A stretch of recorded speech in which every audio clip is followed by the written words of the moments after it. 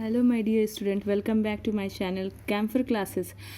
हम कल के वीडियो में ये सब देख चुके थे कि कौन कौन से क्वेश्चन हमारे वन अरण्य से और कौन कौन से नेशनल पार्क से और उसमें संरक्षित पशु पक्षियों से आते हैं।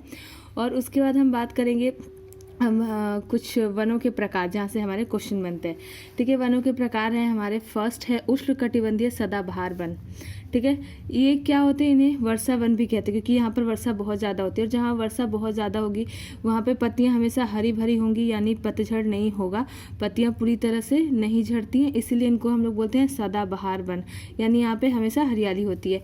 और इसके कुछ एग्जाम्पल पूछे जा सकते हैं जैसे बांस, सिनकोना और रबड़। ये किसके उदाहरण हैं, तो आपको बताना होगा कि उष्णकटिबंधीय सदाबहार वन के उदाहरण है। और सिनकोना का नाम हम तो जानते ही हैं, मलेरिया की दवा भी होती है जो सिनकोना के छाल से बनाई जाती है।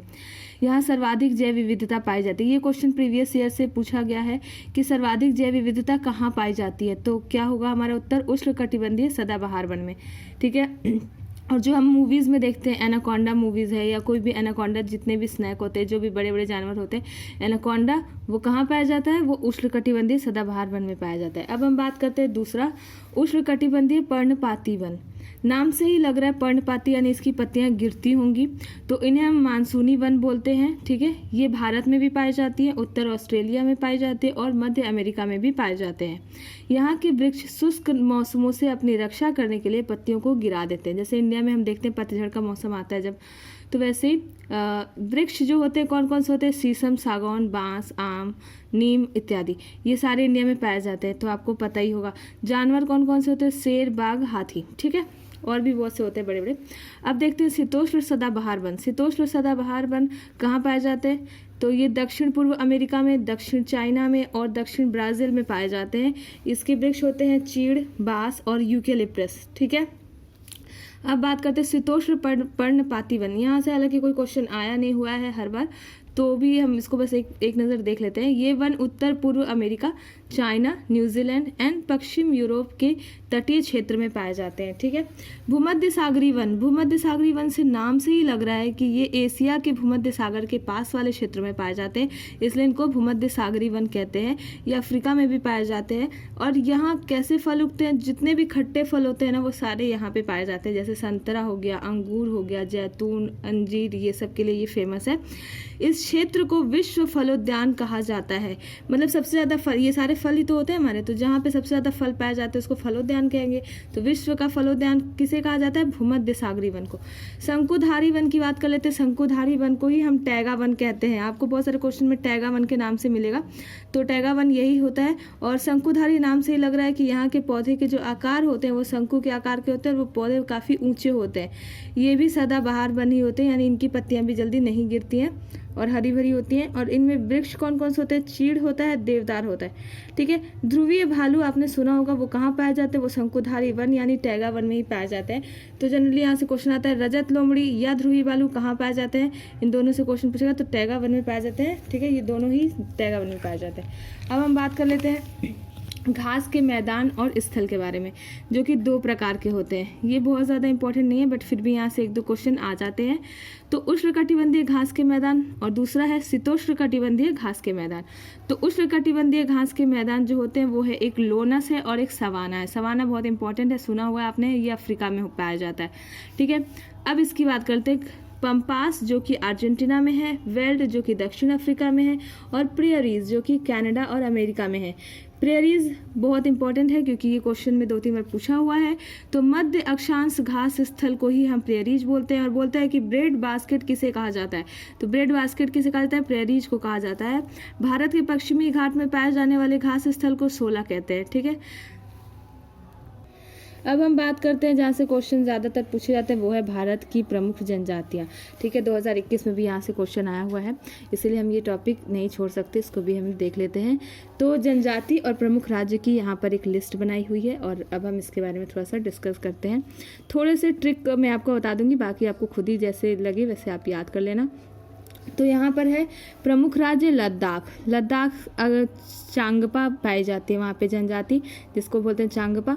तो अगर आपको याद करने में दिक्कत हो रही हो तो लद्दाख याद कर लीजिए, चाइना बॉर्डर पे होता है। और चांगपा भी च से है और ये नाम भी ऐसा लग रहा है जैसे चाइनीज़ नेम है। तो लद्दाख में कौन सी जनजाति पाई जाती है, चांगपा। ठीक है, आई होप आप नहीं भूलेंगे। अब हिमाचल प्रदेश की बात करते हैं। हिमाचल प्रदेश पे पाई जाती है गद्दी। हिमाचल प्रदेश नाम ऐसा लग रहा है जैसे हिम की गद्दी बिछ गई हो, हिम की चादर बिछ गई हो, तो वैसे ही गद्दी, ठीक है। हिमाचल प्रदेश में क्या होती है, हिम की गद्दी होती है। अब बात कर लेते हैं जम्मू एंड कश्मीर की। तो हम लोगों ने मूवीज़ में भी देखा है कि जम्मू कश्मीर में जो होते हैं बकरियाँ बहुत पाली जाती हैं और वहाँ के लोग मेमने के बहुत शौकीन होते हैं, बहुत प्यार से रखते हैं। तो बक्कर वाला, ठीक है, बकरी से हो गया बक्कर वाला। बक्कर वाला कहाँ, जम्मू कश्मीर में। अब हम बात करते हैं थारू। थारू से जैसे आप दारू से याद कर लीजिए, ठीक है। तो दारू उत्तर प्रदेश और उत्तराखंड में बहुत फेमस है, पीते हैं लोग, मतलब फेमस नहीं है, मतलब पीते हैं, और बिहार में तो बैन है। तो बिहार वाले भी कहाँ आते हैं, उत्तर प्रदेश और उत्तराखंड में पीने के लिए आते हैं। तो जब भी ऑप्शन में उत्तर प्रदेश दे और उत्तराखंड, तो आप उत्तर प्रदेश पे पहले जाना, ठीक है। अब बात कर लेते हैं उत्तर प्रदेश का अन्य जनजाति क्या है, खरवार है, ठीक, खरवार। और जौनसारी भेटिया, जौनसारी और भोटिया ये कहाँ पाए जाते हैं, उत्तराखंड में पाया जाता है, ठीक है। गोंड और छत्तीसगढ़ में पाया जाता है। गोंड कहाँ पाया जाता है हमारा, छत्तीसगढ़ में। तो आपको एक मतलब शॉर्ट फॉर्म बता देती हूँ मैं, कैसे आप याद कर सकते हो। 36 गोंड याद कर लेना, ठीक है, 36 गोंड, तो इस तरीके से आपको याद हो जाएगा। और झारखंड और छत्तीसगढ़ में पाया जाता है कोरवा, यानी जैसे कौरव होते थे ना, तो कौरव कहाँ पाए जाते हैं, झारखंड। तो ऐसे आप ट्रिक बना के याद कर सकते हैं। मध्य प्रदेश एक सहरिया है, तो सहरिया जो जनजाति होती है वो मध्य प्रदेश में पाई जाती है।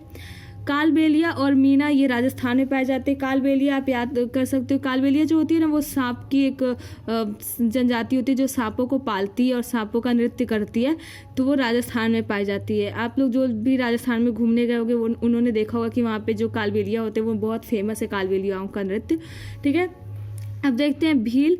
भील कहाँ पाई जाती है, राजस्थान, गुजरात और मध्य प्रदेश में पाई जाती है। संथाल, उमराव, मुंडा कहाँ पाई जाती है, झारखंड में। तो इसके लिए मैंने एक ट्रिक बनाया है जो कि बहुत फ़नी है, लेकिन आपको याद करने में बहुत आसानी होगी। तो ये है कि उमराव जानने, हालांकि ये उराव है, उमराव नहीं है, याद रखना। उराव जानने क्या किया, मुंडों को संथाल में खाना परोस के खिलाया, कहाँ पे, झारखंड में, ठीक है। अब बात करते हैं उड़ीसा में खोंड पाई जाती है। और नागा जनजाति कहाँ पाई जाती है, नागा नाम से लग रहा है कि नागालैंड, एंड नागालैंड के अलावा ये मणिपुर और अरुणाचल प्रदेश में भी पाई जाती है। अब हम बात करेंगे भारत के विभिन्न नृत्य के बारे में, ठीक है। कुछ शास्त्रीय नृत्य होते हैं और कुछ होते हैं हमारे लोक नृत्य। तो आपको याद कर लेना है शास्त्रीय नृत्य कौन कौन से कहाँ पे होते हैं, और लोक नृत्य के बारे में भी हम बताते हैं, ठीक है। भरतनाट्यम जो है वो तमिलनाडु का शास्त्रीय नृत्य है। कुचिपुड़ी जो है वो आंध्र प्रदेश का शास्त्रीय नृत्य है। ओडिसी और ओडिशा, तो ये याद करने की ज़्यादा मेहनत नहीं करनी पड़ेगी आपको, ठीक है। ओडिसी कहाँ की है शास्त्रीय नृत्य, उड़ीसा की, ठीक है। कथकली केरल की है। तो आपको एक बता देते हैं ट्रिक, कथक क से शुरू हो रहा है, ल पे खत्म हो रहा है, कथकली। तो क से शुरू हो रहा है, ल पे खत्म हो रहा है, केरल। तो कथकली कहाँ का है, केरल का है, ठीक है। मोहिनी अट्टम भी केरल का है, ठीक है। मोहिनी अट्टम कहाँ का है, केरल का है। मणिपुरी कहाँ की है, मणिपुर की है। और कथक याद रखना है, उत्तर प्रदेश का है। कथकली और कथक में आपको कंफ्यूजन नहीं होना है। कथकली का मैंने आपको ट्रिक बता दिया पहचानने का, और कथक उत्तर प्रदेश का शास्त्रीय नृत्य है। तो यूपी टेट के एग्जाम में ये पूछा जा सकता है, ठीक है, ध्यान रखना है इस बात का। अब आते हैं लोक नृत्य पे। लोक नृत्य राउफ दामली कहाँ की है, जम्मू कश्मीर की है। छोलिया कहाँ की है, उत्तराखंड की है। और घूमर जो हमने मूवी में देखा था पद्मावत में कि घूमर डांस हो रहा था, वो कहाँ का है, हरियाणा का है, ठीक है। तो कंफ्यूज मत हो जाना झूमर एंड घूमर में, ठीक है। घूमर हमारा है हरियाणा का। गरबा जो है वो गुजरात का है। तमाशा, लावनी, ये लावनी तो सबको पता है महाराष्ट्र में है। भांगड़ा गिद्दा भी आप लोगों को पता होगा कि ये पंजाब की है। झूमर कालबेलिया, ठीक है। कालबेलिया मैंने आपको बताया था, कालबेलिया जनजाति है, और वो जो नृत्य करते हैं उन नृत्य को भी कालबेलिया नृत्य कहते हैं। तो वो कहाँ करते हैं, राजस्थान में। और झूमर देखो यहाँ पे घूमर हरियाणा का है, झूमर लेकिन कहाँ का है, राजस्थान का है। और चरबा कहाँ की है, हिमाचल प्रदेश की है। और बिहू आसाम की है। बिहू बहुत बार पूछा जा चुका है, ठीक है। एग्जामिनर का मोस्ट फेवरेट क्वेश्चन यहाँ से बनता है बिहू से, ठीक है। अब हम बात कर लेते हैं और भी कुछ हमारे नृत्य हैं। कोलाट्टम जो है वो तमिलनाडु का है लोक नृत्य, ठीक है। घंटा मार्दला आंध्र प्रदेश का है लोक नृत्य। बांस नृत्य, यानी जो वहाँ के जो नागरिक होते हैं वो बांस पे, वहाँ की जो जनजातियाँ होती है कुकी जनजाति, वो स्पेशली बांस का नृत्य करती है मणिपुर में, ठीक है। रासलीला कहाँ होती है, उत्तर प्रदेश में। बाउल कहाँ होता है, पश्चिम बंगाल में। चेराव और रासलीला, ये आप देख लें, चेराव पूछा हुआ है, सी टेट में बहुत बार पूछा हुआ है, और भी बाकी टेट में पूछा हुआ है। तो चेराव मिजोरम का लोक नृत्य है, और रासलीला उत्तर प्रदेश की लोक नृत्य है। तो उत्तर प्रदेश का लोक नृत्य क्या हो गया, रासलीला। और उत्तर प्रदेश का शास्त्रीय नृत्य क्या हो गया, कथक। अब हम थोड़ा सा मैप से रिलेटेड क्वेश्चन जो आते हैं तो उसके लिए हम मैप देख लेते हैं। आप मैप ध्यान से देख लीजिए, जिनके पास मैप हो, एटलस हो या फिर गूगल से मैप आप ज़रूर देख कर जाना। मैप देखना मत भूलना, मैप से क्वेश्चन ज़रूर ही पूछा जाता है।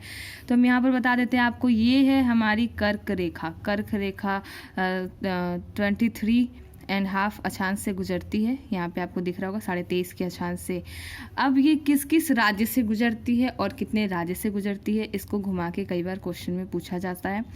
तो ये देखिए गुजरात है हमारा यहाँ पर, और ये ऊपर से आ रहा है हमारा राजस्थान, और ये रहा हमारा मध्य प्रदेश, छत्तीसगढ़ भी इधर से आ रहा है, और झारखंड। तो आपको क्या दिख रहा है कि जो हमारी कर्क रेखा है ये गुजरात से होते हुए, यहाँ पे थोड़ा सा राजस्थान से होते हुए, एमपी से होते हुए, और ये देखिए यहाँ पे छत्तीसगढ़ का भी बॉर्डर है, तो छत्तीसगढ़ से भी होते हुए झारखंड, पश्चिम बंगाल, और यहाँ पर आ गया हमारा त्रिपुरा और मिजोरम। ठीक है, त्रिपुरा एंड मणिपुर। ठीक है, तो पूछता है कि कितने राज्यों से होकर गुजरती है, तो टोटली 8 राज्यों से होकर गुजरती है। वो 8 राज्य कौन कौन हैं आप लोग फटाफट से पॉइंट आउट कर लीजिए। गुजरात, राजस्थान, मध्य प्रदेश, छत्तीसगढ़, झारखंड, पश्चिम बंगाल, त्रिपुरा और मणिपुर से होकर गुजरती है हमारी कर्क रेखा। ठीक है, तो इसमें से आपसे क्वेश्चन पूछ सकता है। दूसरा क्वेश्चन बनता है यहाँ से कि कौन से ऐसे तटीय क्षेत्र हैं या तटीय राज्य हैं जो बंगाल की खाड़ी से लगे हुए हैं, यानी बंगाल की खाड़ी के तटीय राज्यों के नाम बताइए। तो चारों ऑप्शन में आपको दे सकते हैं। ये देखिए पश्चिम बंगाल जो है वो बंगाल की खाड़ी से तटीय राज्य है, यानी कि जो बंगाल की खाड़ी से लगा हुआ। उड़ीसा जो है वो भी बंगाल की खाड़ी से लगी हुई है। आंध्र प्रदेश यहाँ तक जा रहा है, ये देखिए मैप में। ठीक है, तो ये भी कहाँ से लगा हुआ है, किसका तटीय राज्य है, बंगाल की खाड़ी का। ठीक है, तटीय राज्य यानी कि किसी भी सागर के तट से लगा हुआ राज्य। अब यहाँ पे तमिलनाडु को देख लीजिए, ये भी है बंगाल की खाड़ी का। अब इधर आ जाते हैं अरब सागर। ठीक है, तो अरब सागर से कौन कौन से तटीय राज्य जुड़े हैं, ये देखिए गुजरात। गुजरात भी हमारा अरब सागर का तटीय राज्य है। महाराष्ट्र भी अरब सागर का तटीय राज्य है।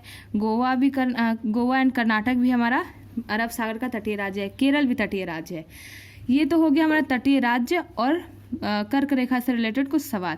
अब देखते हैं, यहाँ से क्वेश्चन आता है कि महाराष्ट्र के जो निकटतम राज्य हैं या बॉर्डर से लगे हुए राज्य कौन कौन से हैं। इनको अलग अलग क्वेश्चन के फॉर्मेट में आपसे पूछा जा सकता है। आंध्र प्रदेश के पड़ोसी राज्य देख लीजिए, तेलंगाना है, कर्नाटका है, तमिलनाडु है, केरल है। इस तरीके से केरल डायरेक्ट तो नहीं लगा हुआ है, मतलब ये पूछता है अगर बॉर्डर से लगे हुए तो आप बताओगे तेलंगाना है, कर्नाटक है और तमिलनाडु है। ठीक है,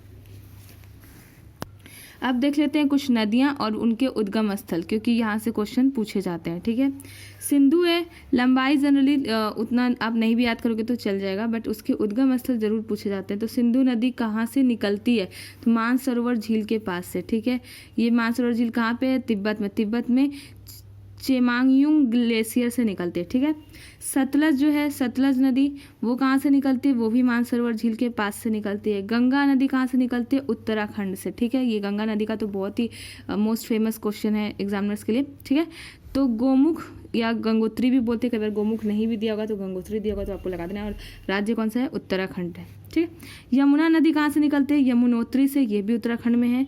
ब्रह्मपुत्र नदी कहाँ से निकलती है, चेमांगयुंग ग्लेशियर से, जो कि तिब्बत में है। जहाँ से हमारी सिंधु निकलती है वहीं से हमारी क्या निकलती है, ब्रह्मपुत्र भी निकलती है, याद रखना। और नर्मदा नदी कहाँ पे है, अमरकंटक, जो कि मध्य प्रदेश में है। तो अमरकंटक है इसका उद्गम स्थल, यानी यहाँ से निकलती है। गोदावरी कहाँ से निकलती है, महाराष्ट्र से निकलती है। कृष्णा नदी कहाँ से निकलती है, महाबलेश्वर, महाराष्ट्र से निकलती है। और कावेरी कहाँ से निकलती है, ब्रह्मगिरी, कर्नाटक से निकलती है। तो कावेरी का से कर्नाटक। ठीक है, और ब्रह्मगिरी। तो आप इसका स्क्रीनशॉट ले लीजिए और इसको नोट डाउन करके ज़रूर से पढ़ के जाइएगा एग्ज़ाम के एक दिन पहले। अब हम बात करते हैं कुछ पर्वत की चोटी और उनकी ऊंचाई और स्थिति के बारे में। ठीक है, तो देखिए सबसे ऊंची चोटी के पर्वत क्या है, विश्व की सबसे ऊंची चोटी क्या है, माउंटेन एवरेस्ट है। तो माउंट एवरेस्ट की जो है ऊंचाई पूछी जाती है आपसे एग्जाम में, तो ये है 8,848 मीटर। ठीक है, लगभग 8,800 मीटर। ठीक है, और ये कहाँ पे है, नेपाल में है। कंचनजंगा की लंबाई आप देख लीजिए, कंचनजंगा कहाँ पे है, भारत में है। मकालू भी नेपाल में है, धौलागिरी भी नेपाल में है, और नागा पर्वत भारत में है। तो कौन कौन से पर्वत भारत में हैं, कौन कौन सी चोटी, कंचनजंगा और नागा पर्वत, बस ये 2 ही भारत में है। बाकी माउंट एवरेस्ट के बारे में ज़्यादा क्वेश्चन आते हैं, तो माउंट एवरेस्ट कहाँ का है, नेपाल का है। और मेरे चैनल को सब्सक्राइब कर दीजिए ताकि आपको नेक्स्ट वीडियोस मिलती रहे। लाइक करिए और कमेंट करना मत भूलिए। जैसा भी लगे, आपको कोई डाउट है तो आप नीचे पूछ सकते हैं कमेंट बॉक्स में।